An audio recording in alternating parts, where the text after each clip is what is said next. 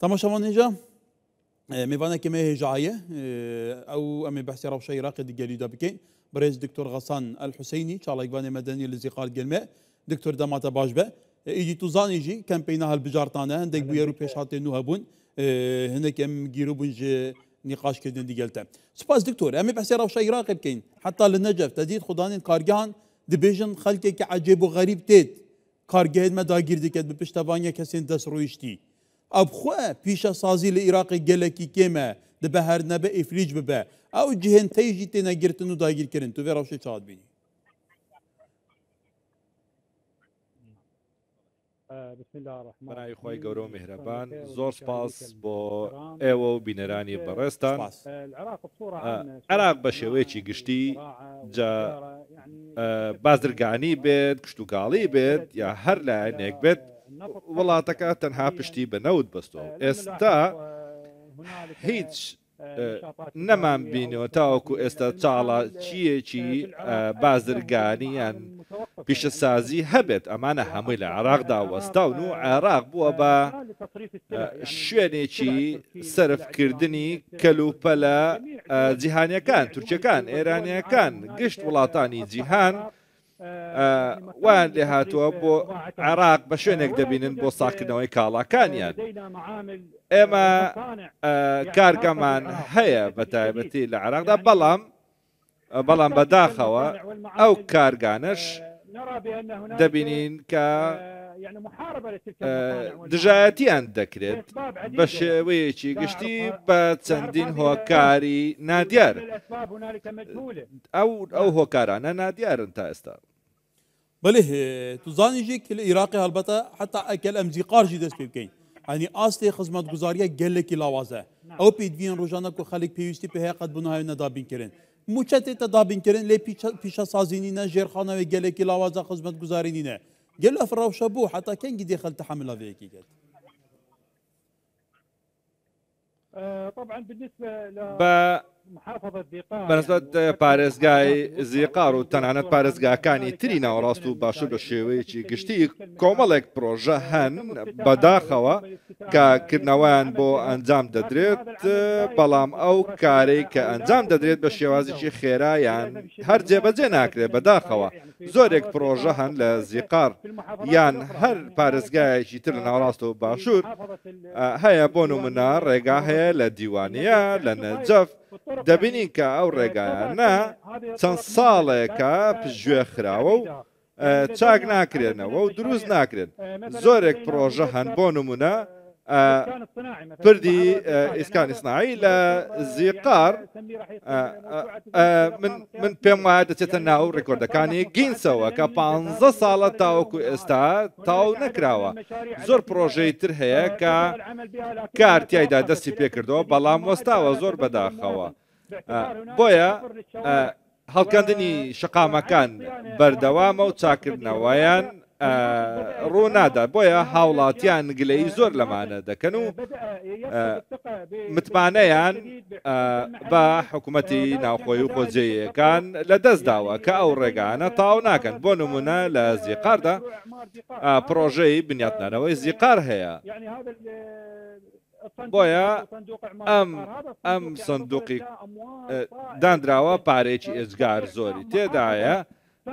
پارێزگایەکی تری پێ دروست دەکرێت نەک تەنها پارێزگای زیقار بەڵکو دەتوانیت پارێزگایەکی تری پێ نۆژە بکرێتەوە بەڵام بۆ زیقار ئامە نەکراوە و ئەو پرۆژانەش بە شێوەیەکی ڕێک و پێک و گونجاو ئەنجام نەدراون. بۆیە حکوومەتی عێراقی لە بەغدا پێی وایە ئەو جسرانەی کە دروست دەکەن لە 3 مانگ و 4 مانگ و 5 مانگە پێ دەچێت ئەوانە خێران بەڵام لە پارێزگاکانی تردا دەستپێکردندا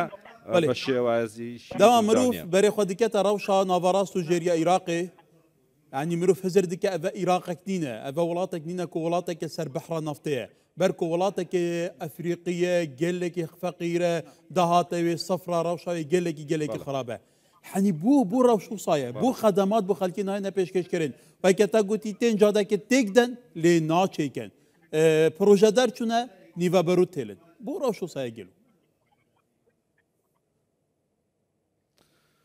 طبعا بالنسبه تعرف هەروەک بەڕێستان وتت ئەو گەندەڵیەی کە يعني الدوله العراقيه وڵاتی عراقی وێران کرد لە 2023 تاوەکو ئێستا ئەمانە بەهۆی ئەو جونگانەوەیە کە تێوەگلاون لەو گەندەڵیەدا ئەمەش وای کردو عراق بگاتە ئەم حاڵی ئێستا تێدایە بۆ نمونە کۆمەڵێک پرۆژە هەیە بە دوواداچوونی بۆ ناکەن بۆ نمونە ئەندازیاری بەسەرەوە نییە چاودێریان لەسەر نییە زۆر بەداخەوە زۆر پرۆژە هەن پشتگوێ خراون زۆر بەڕوونی لەلایەن حکوومەتەوە بێت یان لەلایەن پارێزگاکانەوە هەروەکو بەڕێستان دەزانن لایەنێکی یاسایی و چاودێریکردن بەڵام دەبینین کە دەنجێکی زۆر هەیە کە داوای ئەو پرۆژانە دەکەن بۆ جێبەجێکردنیان بەڵام بەهۆی گەندەڵی زۆرەوە لە گشت باشە دکتۆرمە ئەف بەرپرسە تێر نەبوون ئەکە تو بێژاف گەندەڵیە تێتەکردن بەحسێ 400-500 میلیارد دلاران لە عێراق تێتەکردن کو هاتکە باڵاژدان گەندەڵی تێدادەکردن گەلومە ئەڤە تێر نەبوو ژوی پارێ هەندێ بە ملیارە دەبن يعني هذا عفريتن حيتن هكا راج بفي اوي بيتقالوا ما حمي الدنيا دي تيروان كاد كواتا بيوستا خلق عراقي برسبان شو بيتقالوا نعم بلى نعم بلى طبعا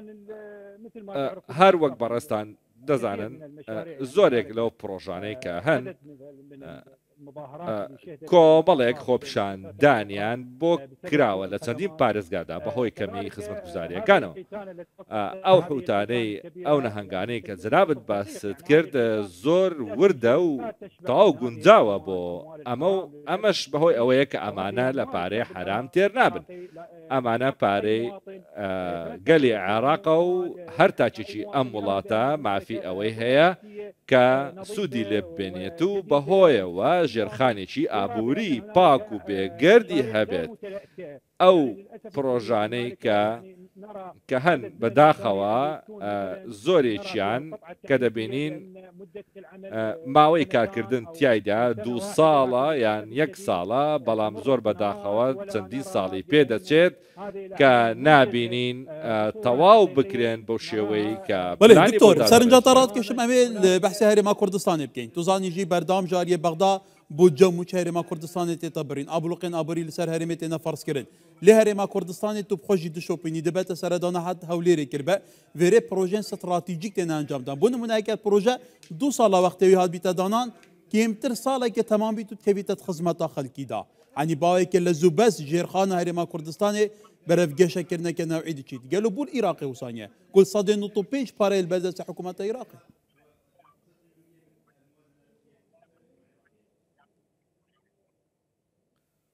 طبعا بالنسبه لاقليم بەنسبەت هەرێمی کوردستان دەتوانم بڵێم سوپاس بۆخوا کە ژێرخانێکی ئابووری تەواوی هەیە زۆر سوپاس بۆخوا کە بەڵگەش بۆ ئەوەیە کە هیچ تێبینیەکەم نییە لەسەر ئەو حکوومەتە خۆجییانەی کە لەوێ هەن بۆیە ئەو کارانەی کە کردویانە چاودێری دەکرێن چاودێری بەردەوامیان بەسەرەوەیە و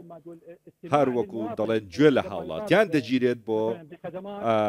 دابینکردنی خزمەتگوزاریەکانیان زۆر سپاس بەخوا دەبینین کە بنیاتنانێکی بەردەوام هەیە لە هەرێمی کوردستاندا دەبینین پێشکەوتنێکی ڕوون لە هەرێمی کوردستان ڕۆژانە بەدی دەکرێت و ئەمەش